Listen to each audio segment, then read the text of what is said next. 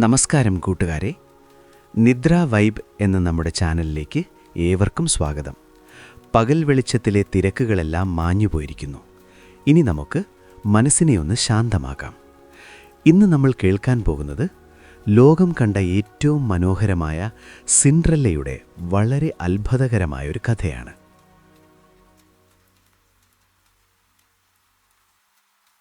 നമ്മൾ സാധാരണ കേട്ടിട്ടുള്ള കഥകൾക്കും അപ്പുറം ബ്രദേഴ്സ് ഗ്രിം രചിച്ച ഈ യഥാർത്ഥ ചരിത്രത്തിൽ സ്നേഹത്തിൻ്റെ നൊമ്പരവും മാന്ത്രികമായ ഒരു ഹാസൽ മരവും ആകാശത്തു നിന്നും പറന്നിറങ്ങുന്ന പക്ഷികളും ഒടുവിൽ നീതി നടപ്പിലാകുന്ന നിമിഷങ്ങളും അടങ്ങിയിരിക്കുന്നു. അമ്മയുടെ വേർപാടിൽ തുടങ്ങുന്ന ഈ യാത്ര കൊട്ടാരത്തിലെ ആ 3 നൃത്തരാവുകളിലൂടെയും സ്വർണ്ണച്ചെരിപ്പ് തേടിയുള്ള രാജകുമാരൻ്റെ യാത്രയിലൂടെയും കടന്നുപോയി ഒരു മനോഹരമായ അന്ത്യത്തിലെത്തിച്ചേരുന്നു. കഥയുടെ ആഴങ്ങളിലേക്ക് പോകുന്നതിനു മുൻപ് ഈ ചാനൽ ഇതുവരെ സബ്സ്ക്രൈബ് ചെയ്യാത്തവർ ദയവായി അതൊന്ന് ചെയ്യുമല്ലോ. ഈ വീഡിയോ ലൈക്ക് ചെയ്യാനും നിങ്ങളുടെ പ്രിയപ്പെട്ടവർക്കായി ഷെയർ ചെയ്യാനും മറക്കരുത്. നിങ്ങളുടെ ഓരോ അഭിപ്രായവും എനിക്ക് വലിയ വിലപ്പെട്ടതാണ്. ഇനി നിങ്ങളുടെ കണ്ണുകൾ മെല്ലെ അടയ്ക്കാം. ശ്വാസം സാവധാനത്തിലാക്കി ഈ സ്വപ്നലോകത്തേക്ക് എന്നോടൊപ്പം യാത്ര ചെയ്യാം. ഏതൊക്കെയോ കാലങ്ങൾക്കുമപ്പുറം മഞ്ഞുപെയ്യുന്ന താഴ്വരയിലെ ഒരു കൊച്ചു ഗ്രാമത്തിലായിരുന്നു അവളുടെ ജനനം. അന്നവൾ വെറുമൊരു പെൺകുട്ടിയായിരുന്നു, സ്നേഹസമ്പന്നരായ മാതാപിതാക്കളുടെ കൺമണി. അച്ഛൻ ഒരു വ്യാപാരിയായിരുന്നു, അമ്മയാകട്ടെ ശാന്തസ്വരൂപിയും. ആ വീട്ടിൽ ചിരിയും സന്തോഷവും മാത്രം നിറഞ്ഞു നിന്നു. പൂക്കൾ വിരിയുന്ന തോട്ടത്തിലൂടെ അച്ഛൻ്റെ കൈപിടിച്ച് നടക്കുമ്പോൾ ലോകം മുഴുവൻ തൻ്റേതാണെന്ന് അവൾ കരുതി. കാറ്റിലുലയുന്ന മരങ്ങളോടും പാറി നടക്കുന്ന പക്ഷികളോടും അവൾ രഹസ്യങ്ങൾ സംസാരിച്ചു. പക്ഷേ ആ നന്മയുടെ ദിനങ്ങൾക്കുമേൽ പെട്ടെന്നൊരു നിഴൽ വീണു.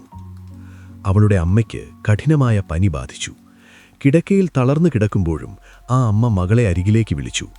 അവളുടെ കുഞ്ഞു കൈകൾ ചേർത്ത് പിടിച്ചു മന്ത്രിച്ചു. മോളെ, എപ്പോഴും നല്ലവളായിരിക്കുക, ധൈര്യമായിരിക്കുക. നീ നന്മയുള്ളവളാണെങ്കിൽ ദൈവം നിന്നെ കാത്തുകൊള്ളും.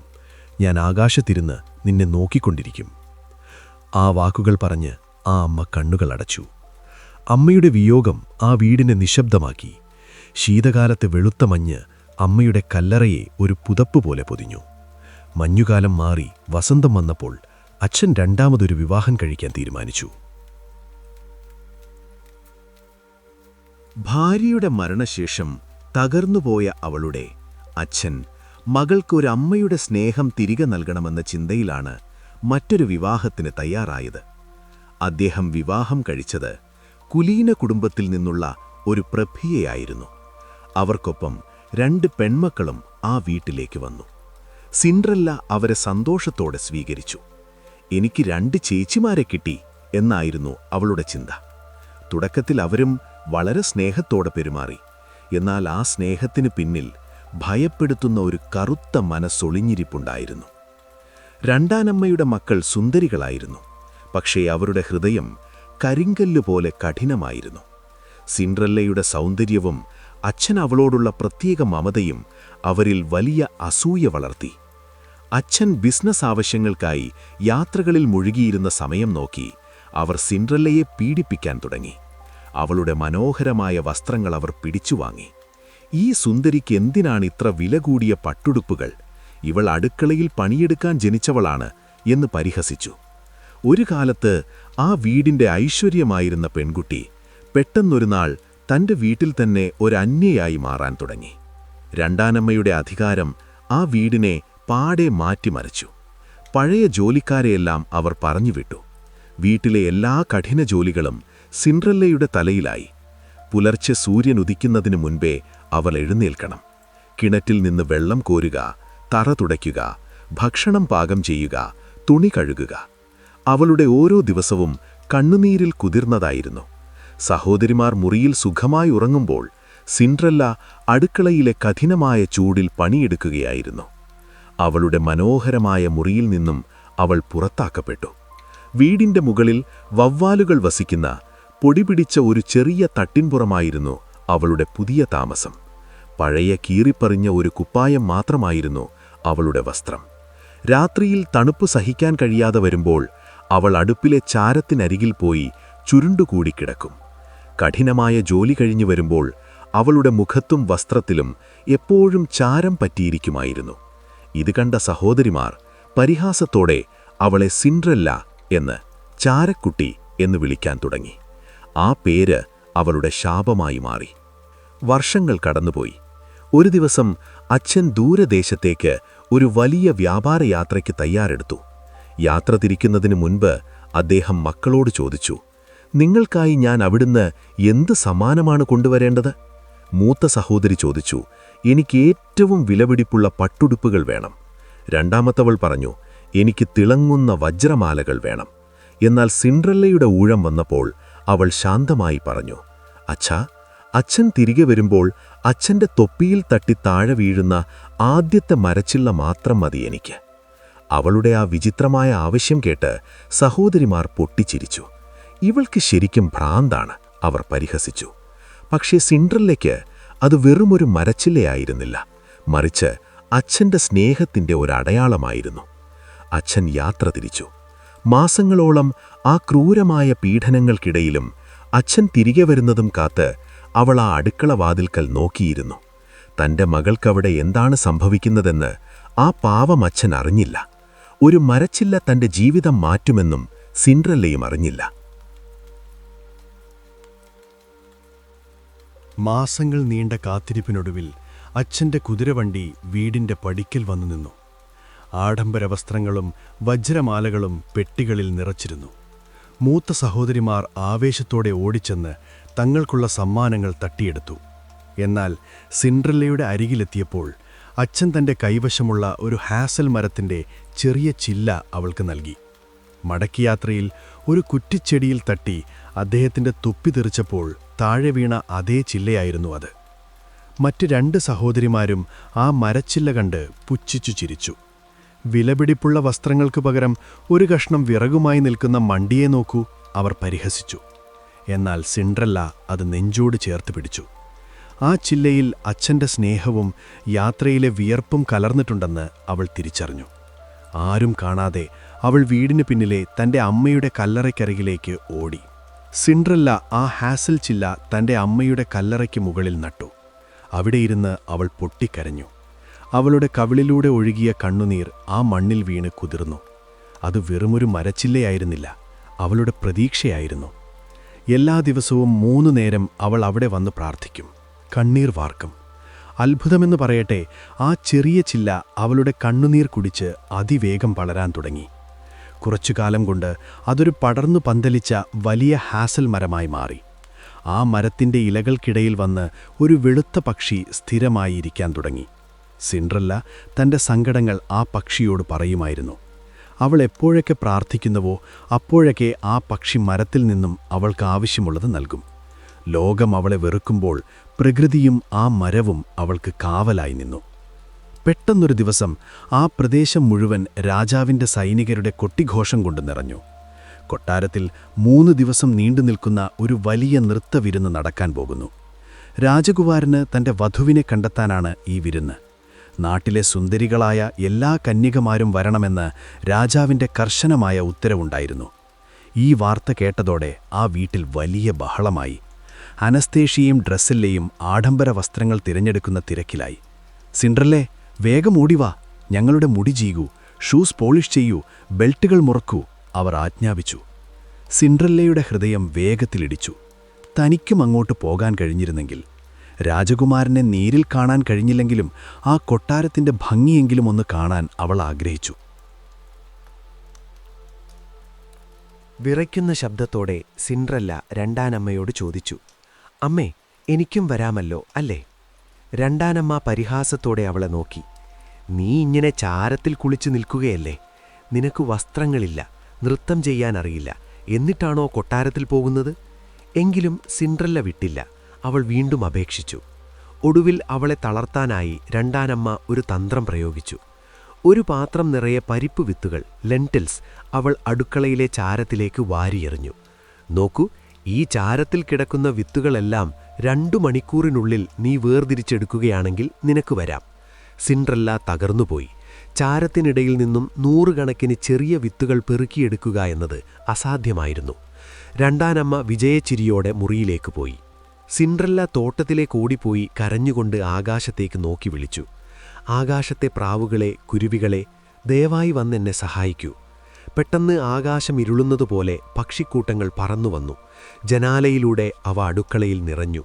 2 വെളുത്ത പ്രാവുകൾ ചാരത്തിനരികിലിരുന്നു. അവ ഓരോ വിത്തുകളായി കുത്തിയെടുത്ത് പാത്രത്തിലിടാൻ തുടങ്ങി. മറ്റു പക്ഷികളും അവരെ സഹായിച്ചു. നല്ലത് പാത്രത്തിലേക്ക്, ചീത്തത് വയറ്റിലേക്ക് എന്ന് പക്ഷികൾ കിന്നാരം പറഞ്ഞു പണി തുടർന്നു.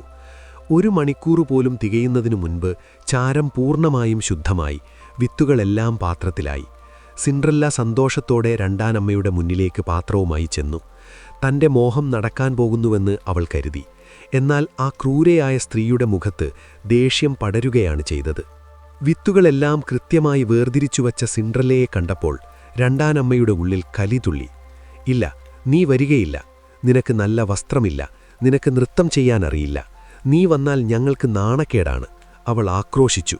എന്നാൽ സിൻഡ്രല്ല കരഞ്ഞുകൊണ്ട് വീണ്ടും അപേക്ഷിച്ചു. അവസാനം അവൾ മറ്റൊരു ചതി കൂടി പ്രയോഗിച്ചു. ഇത്തവണ 2 വലിയ പാത്രം നിറയെ പരിപ്പ് വിത്തുകൾ അവൾ അടുക്കളയിലെ ചാരത്തിലേക്കെറിഞ്ഞു. ഇതുകൂടി 1 മണിക്കൂറിനുള്ളിൽ നീ പെറുക്കിയെടുക്കുകയാണെങ്കിൽ നിന്നെ കൊണ്ടുപോകാം എന്നവൾ വെല്ലുവിളിച്ചു. ഇത്രയും കുറഞ്ഞ സമയത്തിനുള്ളിൽ ഇത് അസാധ്യമാണെന്ന് അവൾക്കറിയാമായിരുന്നു. പക്ഷേ സിൻഡ്രല്ല വീണ്ടും തന്റെ പക്ഷിക്കൂട്ടുകാരെ വിളിച്ചു. മുൻപത്തേക്കാൾ വേഗത്തിൽ പക്ഷികൾ ആ വിത്തുകളെല്ലാം വേർതിരിച്ച് പാത്രത്തിലാക്കി. എന്നിട്ടും രണ്ടാനമ്മ അവളെ കൂടെ കൂട്ടിയില്ല. നീ വരില്ല എന്നാക്രോശിച്ചുകൊണ്ട് അവൾ തന്റെ 2 മക്കളെയും കൂട്ടി അലങ്കരിച്ച കുതിരവണ്ടിയിൽ കൊട്ടാരത്തിലേക്ക് പാഞ്ഞു. എല്ലാവരും പോയി കഴിഞ്ഞപ്പോൾ ആ വലിയ വീട് ശവപ്പറമ്പ് പോലെ നിശബ്ദമായി. സിൻഡ്രല്ല തളർന്ന് അടുക്കളത്തറയിലിരുന്നു. പക്ഷേ അവൾ തോറ്റുകൊടുക്കാൻ തയ്യാറായിരുന്നില്ല. അവൾ ഓടിപ്പോയത് തന്റെ അമ്മയുടെ കല്ലറയ്ക്കരികിലെ ആ ഹാസൽ മരച്ചുവെട്ടിലേക്കാണ്. ആകാശത്തേക്ക് കൈകൾ ഉയർത്തി അവൾ പാടി: shake and quiver little tree, throw gold and silver down over me. പെട്ടെന്ന് ആ മരത്തിലിരുന്നിരുന്ന വെളുത്ത പക്ഷി ചിറകടിച്ചു. മരത്തിൽ നിന്നും ഒരത്ഭുതം താഴേക്ക് വീണു. സ്വർണവും വെള്ളിയും കൊണ്ട് നെയ്തെടുത്ത അതിമനോഹരമായൊരു വസ്ത്രവും പട്ടുനൂലുകൾ കൊണ്ട് തുന്നിയ പാദുകങ്ങളും. ആ വസ്ത്രത്തിന്റെ തിളക്കം കണ്ടാൽ ആർക്കും കണ്ണെടുക്കാൻ കഴിയില്ലായിരുന്നു. സിൻഡ്രല്ല ആ രാജകീയ വസ്ത്രങ്ങൾ ധരിച്ചു. കണ്ണാടിയിൽ നോക്കിയപ്പോൾ അവൾക്ക് തന്നെ വിശ്വസിക്കാനായില്ല. ചാരത്തിൽ കിടന്നിരുന്ന ആ ദാസിയല്ല ഇന്നവൾ. കാൽനടയായി അവൾ കൊട്ടാരത്തിലേക്ക് തിരിച്ചു. കൊട്ടാരവാതിൽക്കലെത്തിയപ്പോൾ കാവൽക്കാർ പോലും ആ സുന്ദരിയെ കണ്ട് ബഹുമാനത്തോടെ വഴിമാറിക്കൊടുത്തു. അവൾ ഹാളിനുള്ളിലേക്ക് കടന്നപ്പോൾ സംഗീതം പെട്ടെന്ന് നിലച്ചതുപോലെ തോന്നി. എല്ലാവരും ആ പെൺകുട്ടിയെ തന്നെ നോക്കി നിന്നു. രണ്ടാനമ്മയും സഹോദരിമാരും അവിടെയുണ്ടായിരുന്നു. പക്ഷേ അവർക്കവളെ തിരിച്ചറിയാൻ കഴിഞ്ഞില്ല. ഏതോ വിദേശ രാജ്യത്തെ രാജകുമാരിയാവാം എന്നവർ പരസ്പരം പറഞ്ഞു. സിൻഡ്രല്ലയുടെ ഉള്ളിൽ ചെറിയൊരു പേടിയുണ്ടായിരുന്നുവെങ്കിലും അവളുടെ മുഖത്ത് ഒരപൂർവമായ തേജസ് നിറഞ്ഞു നിന്നു. രാജകുമാരൻ അനേകം സുന്ദരിമാർക്കിടയിലൂടെ നടന്നു മടുത്തിരിക്കുകയായിരുന്നു. എന്നാൽ സിൻഡ്രല്ലയെ കണ്ട നിമിഷം അദ്ദേഹത്തിന്റെ കണ്ണുകൾ തിളങ്ങി. അദ്ദേഹം വേഗത്തിൽ അവളുടെ അരികിലെത്തി കൈകൾ നീട്ടി. ഇവൾ എന്റെ കൂടെയാണ് നൃത്തം ചെയ്യുക എന്നദ്ദേഹം പ്രഖ്യാപിച്ചു. ആ രാത്രി മുഴുവൻ അവരൊന്നിച്ചു നൃത്തം ചെയ്തു.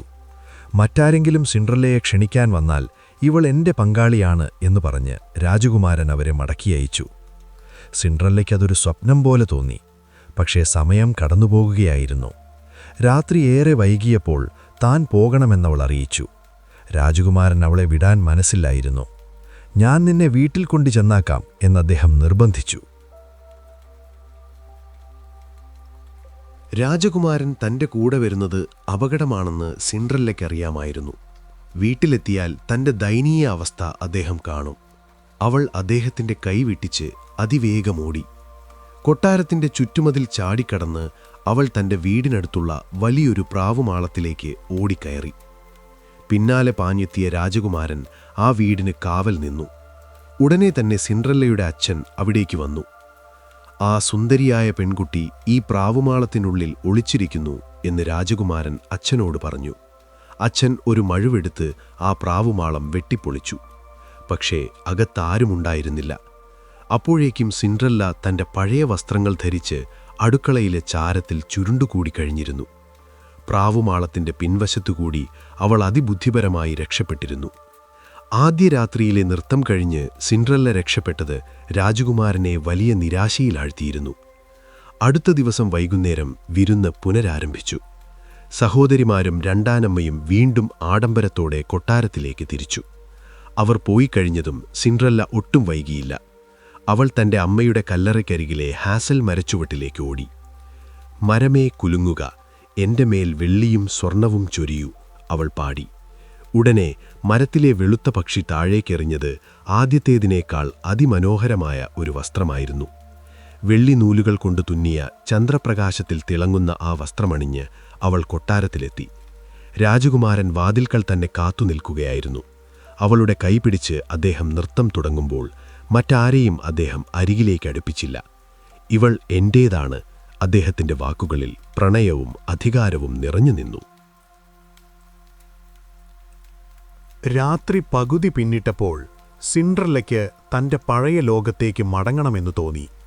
രാജകുമാരന്റെ കണ്ണുവെട്ടിച്ച് അവൾ അതിവേഗം കൊട്ടാരത്തിനു പുറത്തേക്കോടി. രാജകുമാരൻ പിന്നാലെ പാഞ്ഞു. സിൻഡ്രല്ല തന്റെ വീടിന്റെ വളപ്പിലുള്ള വലിയൊരു പേരയ്ക്ക മരത്തിലേക്കാണ് ഇത്തവണ വലിഞ്ഞു കയറിയത്.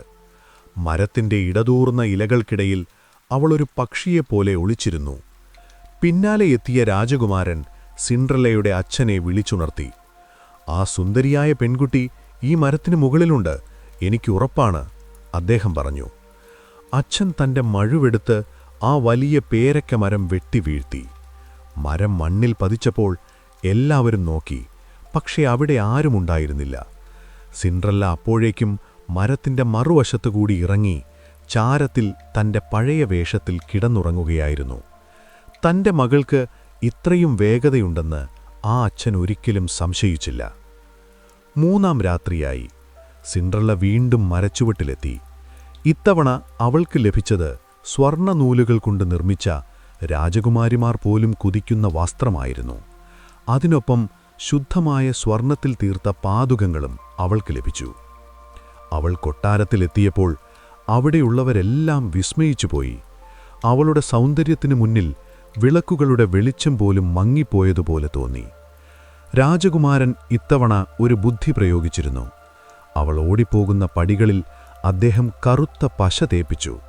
നൃത്തം കഴിഞ്ഞ് അർദ്ധരാത്രിയിൽ സിൻഡ്രല്ല വേഗത്തിൽ പടികളിറങ്ങുമ്പോൾ അവളുടെ ഇടതുകാലിലെ ആ കുഞ്ഞു സ്വർണപാദുകം ആ പശയിൽ ഒട്ടിപ്പിടിച്ചു.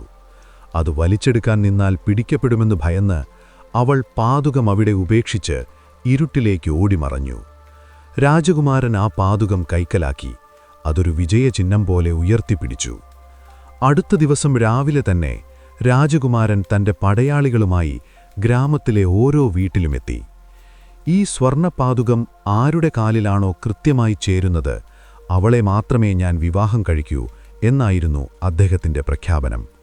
അനേകം പെൺകുട്ടികൾ അത് ധരിക്കാൻ ശ്രമിച്ചെങ്കിലും ആരുടെയും കാൽ അതിൽ കൊള്ളുമായിരുന്നില്ല.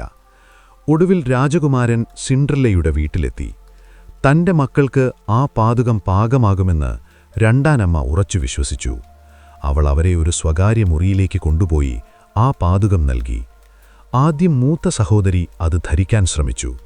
പക്ഷേ അവളുടെ തള്ളവിരൽ പാദുകത്തിന് പുറത്തായിരുന്നു. തന്റെ മകളുടെ സ്വപ്നം തകരുന്നത് കണ്ട രണ്ടാനമ്മ ക്രൂരമായൊരു കാര്യം അവളോട് പറഞ്ഞു. ആ വിരൽ മുറിച്ചു മാറ്റൂ, രണ്ടാനമ്മ മകൾക്ക് നേരെ കത്തിനീട്ടി പറഞ്ഞു. നീ രാജ്ഞിയായി കഴിഞ്ഞാൽ നിനക്ക് പിന്നീടൊരിക്കലും നടക്കേണ്ടി വരില്ലല്ലോ. അധികാരത്തോടുള്ള ആർത്തിയിൽ ആ പെൺകുട്ടി സ്വന്തം വിരൽ മുറിച്ചു മാറ്റി. വേദന കടിച്ചമർത്തി അവൾ ആ പാദുകത്തിനുള്ളിലേക്ക് കാൽ തള്ളിക്കയറ്റി. പാദുകം പാകമായെന്ന് കണ്ട രാജകുമാരൻ അവളെ കുതിരപ്പുറത്ത് കയറ്റി കൊട്ടാരത്തിലേക്ക് കൊണ്ടുപോയി. എന്നാൽ അവർ സിൻഡ്രല്ലയുടെ അമ്മയുടെ കല്ലറയ്ക്കരികിലെ ഹാസിൽ മരച്ചുവട്ടിലൂടെ പോകുമ്പോൾ അവിടെയിരുന്ന രണ്ട് വെളുത്ത പ്രാവുകൾ ഉച്ചത്തിൽ പാടി, നോക്കൂ, ആ പാദുകത്തിനുള്ളിൽ രക്തമുണ്ട്. ആ പാദുകം അവൾക്ക് തീരെ ചെറുതാണ്. നിന്റെ യഥാർത്ഥ വധു വീട്ടിൽ കാത്തിരിപ്പുണ്ട്. രാജകുമാരൻ കുതിര നിർത്തി നോക്കിയപ്പോൾ പാദകത്തിൽ നിന്നും രക്തമൊഴുകി അവളുടെ വസ്ത്രം ചുവപ്പിക്കുന്നത് കണ്ടു. ചതി മനസ്സിലാക്കിയ അദ്ദേഹം അവളെ തിരികെ കൊണ്ടുവിട്ടു. മൂത്ത സഹോദരിയുടെ ചതി വെളിപ്പെട്ടതോടെ രാജകുമാരൻ അവളെ തിരികെ വീട്ടിലാക്കി. ഇവളല്ല എന്റെ വധു, അടുത്തയാളെ വിളിക്കൂ എന്ന് അദ്ദേഹം ആജ്ഞാപിച്ചു. ഇപ്പോൾ രണ്ടാമത്തെ സഹോദരിയുടെ ഊഴമാണ്. അവൾ ആവേശത്തോടെ സ്വർണപാദുകം വാങ്ങി. വിരലുകൾ പാകമായെങ്കിലും അവളുടെ ഉപ്പൂറ്റി ഹീൽ പാതുകത്തിന് പുറത്തായിരുന്നു. രണ്ടാനമ്മ ഒട്ടും മടിച്ചില്ല. കത്തി അവൾക്ക് നേരെ നീട്ടി പറഞ്ഞു, നിന്റെ ഉപ്പൂറ്റിയുടെ ഒരു കഷ്ണം മുറിച്ചു മാറ്റൂ. നീ രാജ്ഞിയായി കഴിഞ്ഞാൽ നിനക്ക് പിന്നീടൊരിക്കലും നടക്കേണ്ടി വരില്ലല്ലോ. അധികാരത്തോടുള്ള ആർത്തിയിൽ ആ പെൺകുട്ടി സ്വന്തം ഉപ്പൂറ്റി മുറിച്ചുമാറ്റി. കഠിനമായ വേദന കടിച്ചമർത്തി അവൾ ആ സ്വർണ്ണ പാതുകത്തിനുള്ളിലേക്ക് കാൽ തള്ളിക്കയറ്റി. പാതുകം പാകമായെന്ന് കണ്ട രാജകുമാരൻ അവളെയും കുതിരപ്പുറത്ത് കയറ്റി കൊട്ടാരത്തിലേക്ക് തിരിച്ചു. രാജകുമാരൻ രണ്ടാമത്തെ സഹോദരിയുമായി വീണ്ടും ആ ഹാസൽ മരച്ചുവട്ടിലെത്തി. അവിടെയിരുന്ന പ്രാവുകൾ വീണ്ടും ചിറകടിച്ചു പാടി, തിരിഞ്ഞു നോക്കൂ, ആ പാതുകത്തിനുള്ളിൽ രക്തമുണ്ട്. ആ പാതുകം അവൾക്ക് തീരെ ചെറുതാണ്. നിന്റെ യഥാർത്ഥ വധു ആ വീട്ടിൽ കാത്തിരിപ്പുണ്ട്. കുതിര നിർത്തിനോക്കിയ രാജകുമാരൻ കണ്ടത് സ്വർണ്ണപാതുകം രക്തം കൊണ്ട് ചുവപ്പായി മാറിയിരിക്കുന്നതാണ്. അവളുടെ വെളുത്ത വസ്ത്രം പോലും രക്തത്തിൽ മുങ്ങിയിരിക്കുന്നു. വഞ്ചിക്കപ്പെട്ടുവെന്ന തിരിച്ചറിവിൽ ക്രോധാവിഷ്ടനായ രാജകുമാരൻ അവളെയും വീട്ടിൽ കൊണ്ടുചെന്നാക്കി. നിങ്ങൾക്ക് മറ്റൊരു മകളില്ലേ? ഈ പാതുകം ചേരുന്ന ഒരാൾ ഈ വീട്ടിലുണ്ടെന്നെനിക്കുറപ്പാണ്, അദ്ദേഹം അച്ഛനോട് ആക്രോശിച്ചു. അച്ഛൻ തല താഴ്ത്തി വിറയ്ക്കുന്ന ശബ്ദത്തിൽ പറഞ്ഞു, ഇല്ല പ്രഭു, എന്റെ പരേവയായ ഭാര്യയിൽ ഒരു കൊച്ചുമകളുണ്ട്. അവൾ എപ്പോഴും ചാരത്തിനിടയിലാണ്. അവൾക്ക് നൃത്തവിരുന്നിന് വരാൻ കഴിയില്ല. രണ്ടാനമ്മയും ഇടപെട്ടു. ഓ, അവൾക്ക് കഴിയില്ല, അവൾ വളരെ വൃത്തികെട്ടവളാണ്. എന്നാൽ രാജകുമാരൻ വിട്ടില്ല. അവളെ ഉടനെ ഇവിടെ എത്തിക്കൂ എന്നദ്ദേഹം ഉത്തരവിട്ടു. സിൻഡ്രല്ല അപ്പോഴും അടുക്കളയിലെ ഇരുട്ടിലായിരുന്നു. അവൾ പതുക്കെ കൈകാലുകൾ കഴുകി വൃത്തിയാക്കി തന്റെ പഴയ കീറിപ്പറഞ്ഞ വസ്ത്രങ്ങൾ ശരിയാക്കി രാജകുമാരന്റെ മുന്നിലേക്ക് നടന്നു ചെന്നു. അവളുടെ കണ്ണുകളിലെ ആ പഴയ തിളക്കം രാജകുമാരൻ ശ്രദ്ധിച്ചു. തന്റെ മുന്നിൽ നിൽക്കുന്ന ഈ പാവം പെൺകുട്ടിയാണ് താൻ തേടുന്ന ആ രാജകുമാരിയെന്ന് അദ്ദേഹത്തിന് തോന്നി. സിൻഡ്രല്ല രാജകുമാരന്റെ മുന്നിൽ മുട്ടുകുത്തിയിരുന്നു. അദ്ദേഹം നീട്ടിയ ആ സ്വർണ്ണപാതുകത്തിലേക്ക് അവൾ തന്റെ ഇടതുകാൽ പതുക്കെ ഇറക്കിവെച്ചു. അത്ഭുതം! ഒരു തുള്ളി രക്തം പോലുമില്ലാതെ ആ പാതുകം അവളുടെ കുഞ്ഞു പാദങ്ങളിൽ ഒരു കയ്യുറ പോലെ കൃത്യമായിരുന്നു. രണ്ടാനമ്മയും സഹോദരിമാരും പേടിച്ചു വിറച്ചുപോയി. സിൻഡ്രല്ല തന്റെ കൈവശം ഒളിപ്പിച്ചു വെച്ചിരുന്ന രണ്ടാമത്തെ പാതുകം കൂടി പുറത്തെടുത്ത് ധരിച്ചു. അവൾ മെല്ലെ എഴുന്നേറ്റ് നിന്നു. അവളുടെ മുഖത്തെ ചാരം മാറിയപ്പോൾ രാജകുമാരൻ ആ കണ്ണുകളിലേക്ക് നോക്കി. താൻ 3 രാത്രികൾ ഒപ്പം നൃത്തം ചെയ്ത ആ സ്വർഗീയ സുന്ദരി തന്നെയാണ് തന്റെ മുന്നിൽ നിൽക്കുന്നതെന്ന് അദ്ദേഹം ഉറപ്പിച്ചു. ഇവളാണ് എന്റെ യഥാർത്ഥ വധു എന്ന് അദ്ദേഹം പ്രഖ്യാപിച്ചു. രാജകുമാരൻ സിൻഡ്രല്ലയെ കുതിരപ്പുറത്ത് കയറ്റി. അവർ ആ ഹാസൽ മരച്ചുവട്ടിലൂടെ പോകുമ്പോൾ ഇത്തവണ പ്രാവുകൾ പാടിയത് മനോഹരമായൊരു പാട്ടായിരുന്നു. തിരിഞ്ഞു നോക്കൂ, ഒരു തുള്ളി രക്തം പോലുമില്ല. പാതുകം അവൾക്ക് കൃത്യമാണ്. നിന്റെ യഥാർത്ഥ വധു നിന്റെ കൂടെയുണ്ട്. ആ 2 വെളുത്ത പ്രാവുകൾ മരത്തിൽ നിന്നും താഴേക്ക് പറന്നു വന്നു. ഒരെണ്ണം സിൻഡ്രല്ലയുടെ വലതുതോളിലും മറ്റൊന്ന് ഇടതുതോളിലും വന്നിരുന്നു. അവ അവളുടെ കാവൽക്കാരായി മാറി. അച്ഛൻ തന്റെ മകൾ കൊട്ടാരത്തിലേക്ക് പോകുന്നത് നോക്കി നിന്നു. തന്റെ അവഗണനയ്ക്ക് ഒരു മറുപടി ലഭിച്ചതുപോലെ അദ്ദേഹം നിശബ്ദനായി. ഗ്രാമം മുഴുവൻ ആ വലിയ മാറ്റത്തിന് സാക്ഷ്യം വഹിച്ചു. സിൻഡ്രല്ലയുടെയും രാജകുമാരന്റെയും വിവാഹദിനം. രാജ്യം മുഴുവൻ വൻ ആഘോഷത്തിലാണ്. കൊട്ടാരവീഥികൾ തോരണങ്ങൾ കൊണ്ട് നിറഞ്ഞു. എന്നാൽ ഈ സന്തോഷത്തിനിടയിലും സിൻഡ്രല്ലയെ പീഡിപ്പിച്ച ആ 2 സഹോദരിമാരുടെ ഉള്ളിൽ പുതിയൊരു തന്ത്രം മെനയുകയായിരുന്നു. അവളിപ്പോൾ രാജ്ഞിയാണ്. പഴയ കാര്യങ്ങളെല്ലാം അവൾ മറന്നു കാണും. അവളുടെ പ്രീതി പിടിച്ചുപറ്റിയാൽ കൊട്ടാരത്തിൽ നമുക്ക് സുഖമായി വാഴാം, അവർ പരസ്പരം പറഞ്ഞു. ആഡംബര വസ്ത്രങ്ങൾ അണിഞ്ഞ് മുഖത്ത് വ്യാജമായ സ്നേഹം വാരിപ്പൂശി അവർ വിവാഹച്ചടങ്ങിനെത്തി. വിവാഹച്ചടങ്ങുകൾക്കായി സിൻഡ്രല്ല പള്ളിയിലേക്ക് പ്രവേശിച്ചു. അമിതമായ സ്നേഹം അഭിനയിച്ച് സഹോദരിമാർ അവളുടെ ഇരുവശത്തുമായി ചേർന്നു നിന്നു. മൂത്തവൾ അവളുടെ വലതുവശത്തും ഇളയവൾ ഇടതുവശത്തുമായി നടന്നു. ലോകത്തിനു മുന്നിൽ തങ്ങൾ സിൻഡ്രല്ലയുടെ ഏറ്റവും പ്രിയപ്പെട്ടവരാണെന്ന് കാണിക്കാനായിരുന്നു അവരുടെ ശ്രമം. എന്നാൽ സിൻഡ്രല്ലയുടെ തോളിലിരുന്ന ആ 2 വെളുത്ത പ്രാവുകൾക്ക് അവരുടെ ഉള്ളിലെ കറുത്ത മനസ്സറിയാമായിരുന്നു. അവ ഹാസൽ മരത്തിൽ നിന്നും കാവൽ വന്ന അമ്മയുടെ ആത്മാവിനെപ്പോലെ അവിടെ തന്നെയിരുന്നു. പള്ളിയിലേക്ക് പ്രവേശിക്കുന്ന നിമിഷം അപ്രതീക്ഷിതമായി ആ പ്രാവുകൾ ചിറകടിച്ച് പറന്നുയർന്നു. ഒരു പ്രാവ് മൂത്ത സഹോദരിയുടെ നേരെ പാഞ്ഞെടുത്ത് അവളുടെ ഒരു കണ്ണ് കൊത്തിപ്പറിച്ചെടുത്തു. വേദന കൊണ്ടവൾ നിലവിളിച്ചു. ഉടനെ തന്നെ രണ്ടാമത്തെ പ്രാവ് ഇളയ സഹോദരിയുടെ ഒരു കണ്ണ് കൊത്തിയെടുത്തു. ചോരയൊലിക്കുന്ന കണ്ണുകളുമായി അവർ പകച്ചുനിന്നു. പക്ഷേ അവരുടെ അത്യാഗ്രഹം അവരെ അവിടെ തന്നെ നിൽക്കാൻ പ്രേരിപ്പിച്ചു. പള്ളിയിൽ വച്ച് വിവാഹം നടക്കുമ്പോൾ അവർക്ക് തങ്ങളുടെ ക്രൂരതയുടെ ആദ്യ ശിക്ഷ ലഭിച്ചു കഴിഞ്ഞിരുന്നു. വിവാഹ ചടങ്ങുകൾ കഴിഞ്ഞ് അവർ പള്ളിയിൽ നിന്നും പുറത്തിറങ്ങിയപ്പോൾ വിധി അതിന്റെ അവസാന തീരുമാനമെടുത്തു. ഇത്തവണ പ്രാവുകൾ അവരുടെ ബാക്കിയുള്ള ഓരോ കണ്ണുകൂടി കൊത്തിയെടുത്തു. സഹോദരിമാർ എന്നേക്കുമായി അന്ധരായി മാറി. ലോകത്തെ കാണാൻ അവർക്കിനി കഴിയില്ല. സിൻഡ്രല്ലയെ ഇരുട്ടിലേക്ക് തള്ളിവിട്ടവർക്ക് നിത്യമായ ഇരുട്ട് തന്നെ പ്രതിഫലമായി ലഭിച്ചു. യഥാർത്ഥ കഥയിൽ അവർക്ക് മാപ്പില്ലായിരുന്നു. പകരം അവരുടെ വഞ്ചനയ്ക്കും ക്രൂരതയ്ക്കും വലിയൊരു വില അവർക്ക് നൽകേണ്ടി വന്നു. രണ്ടാനമ്മയുടെ എല്ലാ ദുർമന്ത്രങ്ങളും പരാജയപ്പെട്ടു. അവളുടെ മക്കൾ ഇന്ന് വിരലില്ലാത്തവരും ഉപ്പൂറ്റി മുറിഞ്ഞവരും അന്ധരുമായി മാറി. സിൻഡ്രല്ല രാജകുമാരനൊപ്പം കൊട്ടാരത്തിലേക്ക് യാത്ര തിരിക്കുമ്പോൾ രണ്ടാനമ്മ തന്റെ ശൂന്യമായ വീട്ടിൽ തനിച്ചായി. പണ്ട് സിൻഡ്രല്ലയെ തള്ളിയിട്ട അതേ ചാരത്തിനരികിൽ ഇന്നവൾക്കിരിക്കേണ്ടി വന്നു. സിൻഡ്രല്ല തന്റെ അമ്മയുടെ കല്ലറയ്ക്ക് മുന്നിൽ ഒരിക്കൽ കൂടി നന്ദി പറഞ്ഞു. ഹാസൽ മരത്തിലെ ഇലകൾ കാറ്റിൽ അവൾക്ക് ആശംസകൾ നേർന്നു. ചാരത്തിൽ നിന്നും സ്വർണത്തിലേക്ക്, ദാസ്യത്തിൽ നിന്നും രാജ്ഞിപദത്തിലേക്ക് അവൾ നടന്നുകയറി. സങ്കടങ്ങൾ അവസാനിച്ചു. നീതി വിജയിച്ചു. ലോകം മുഴുവൻ ആ ചാരക്കുട്ടിയുടെ നന്മയെ വാഴ്ത്തി. അങ്ങനെ ആ സ്വർണത്തലമുടിയുള്ള മാലാഖിയുടെ ജീവിതത്തിലെ കഠിനമായ പരീക്ഷണങ്ങൾ അവസാനിക്കുകയാണ്. കൊട്ടാരത്തിന്റെ ഉമ്മറപ്പടിയിൽ തന്റെ പ്രിയപ്പെട്ടവന്റെ കൈ പിടിച്ചു നിൽക്കുമ്പോൾ സിൻഡ്രല്ല ഒരിക്കൽ കൂടി തന്റെ ആ പഴയ കൊച്ചു വീടിന് നേരെ നോക്കി. അവിടെ ആ ഹേസൽ മരത്തിന്റെ ചില്ലകൾ കാറ്റിൽ പതുക്കെ ആടുന്നുണ്ടായിരുന്നു.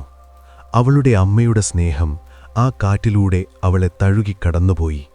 ഇന്ന് ആ വീട്ടിൽ നിശബ്ദതയാണ്. ക്രൂരതയ്ക്കും അസൂയയ്ക്കും വിധി അതിന്റെ ശിക്ഷ നൽകിക്കഴിഞ്ഞു. സിൻഡ്രല്ലയുടെ ഉള്ളിലെ നന്മ ആ അടുക്കളയിലെ ചാരത്തേക്കാൾ തിളക്കമുള്ള സ്വർണമായി മാറി. അവൾ കൊട്ടാരത്തിന്റെ മനോഹരമായ മുറികളിലേക്ക് നടന്നു നീങ്ങുമ്പോൾ അവളുടെ തോളിലിരുന്ന ആ 2 വെളുത്ത പ്രാവുകൾ പതുക്കെ ചിറകടിച്ചുയർന്നു. അവ ആകാശത്തിലെ നക്ഷത്രങ്ങൾക്കിടയിലേക്ക് മറഞ്ഞു. ഇപ്പോൾ ആ കൊട്ടാരവും ഗ്രാമവും പതുക്കെ നിശബ്ദതയിലേക്ക് വഴുതി വീഴുകയാണ്. സിൻഡ്രല്ലയുടെ കഥ നമുക്ക് പറഞ്ഞു തരുന്നതൊന്നു മാത്രം: ലോകം എത്ര ഇരുട്ടിലായാലും നിങ്ങളുടെ ഉള്ളിലെ നന്മയുടെ വെളിച്ചം ഒരിക്കലും കെട്ടുപോകില്ല. ആ വെളിച്ചം നിങ്ങൾക്കു കാവലായിരിക്കും. ഇനി പതുക്കെ കണ്ണുകളടയ്ക്കാം. ആ ഹേസൽ മരത്തിന്റെ ഇലകൾ അനങ്ങുന്ന ശബ്ദം നിങ്ങളുടെ കാതുകളിൽ മുഴങ്ങുന്നുണ്ടാവാം. ദൂരെ കൊട്ടാരത്തിലെ വിളക്കുകൾ ഓരോന്നായി അണയുകയാണ്. നിങ്ങളും ആ ശാന്തമായ ലോകത്തേക്ക് പതുക്കെ മയങ്ങി വീഴുക. സമാധാനത്തോടെ, സന്തോഷത്തോടെ. ശുഭനിദ്ര.